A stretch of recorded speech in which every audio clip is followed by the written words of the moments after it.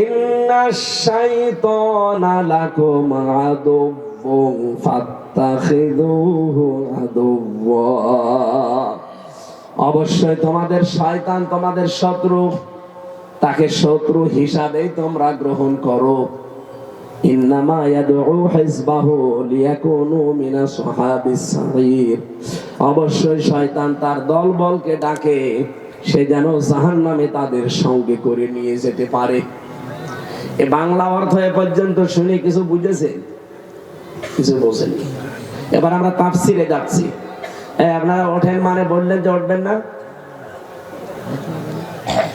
প্রসাব পায়খানা আর বিড়ি খাওয়া ছাড়া কেউ যেতে পারবেন না। এটা তো বরিশাল বিভাগ, ঝামেলা আছে। চট্টগ্রাম আর সিলেটের জন্য আবার বিড়ি সিগারেটের মাসলা আলাদা, ওখানে ইমাম সাহেবও বিড়ি খায়। কিন্তু আমাদের এই চট্টগ্রামের খুলনা আর বরিশালে বিড়ি খাওয়া ইমাম না, বিড়ি খাওয়া মুয়াজ্জিন কেউ রাখবে? বিড়ি খাওয়া খাদেম রাখবে? এই দুই বিভাগ খুব কড়াকড়ি বেশি। বিড়ির ক্ষেত্রে, সিগারেটের ক্ষেত্রে চট্টগ্রাম আর সিলেট আবার একটু সহজ আছে। যেহেতু এটা সিলেটও না চট্টগ্রামও না, এটা হয় বরিশাল না পাশে খুলনা। কথা বলে না কেন? আমার বাড়ি খুলনা বিভাগে, আপনারা বরিশাল, আমরা প্রতিবেশী। আমাদের একটু মিল আছে যে অন্তত আমরা আর যাই করি, বিড়ি খাই। বলছেন না?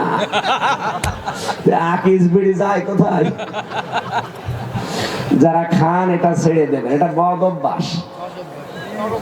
পৃথিবীর একটাই খাবার যার শরীরে লেখা থাকে আমাকে খাবেন না, খেলে ক্যান্সার হবে। লেখা থাকে না ভাই?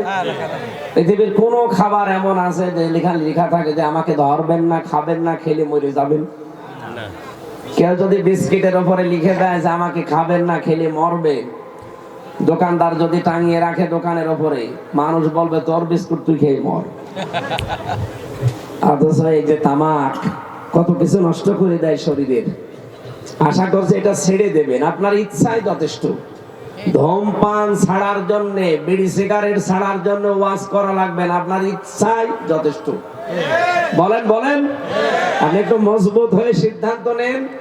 আর মা বোন যারা এসেছেন আপনাদেরকে বলি, যাদের স্বামী বিড়ি খায় ওর বিছানা আলাদা করে দেন। ওই বেটা থাকে কোন জায়গায় আমি দেখবো। এমনি 2-4 দিন যে থাকতে পারবে না, শেষে বিড়ি ছেড়ে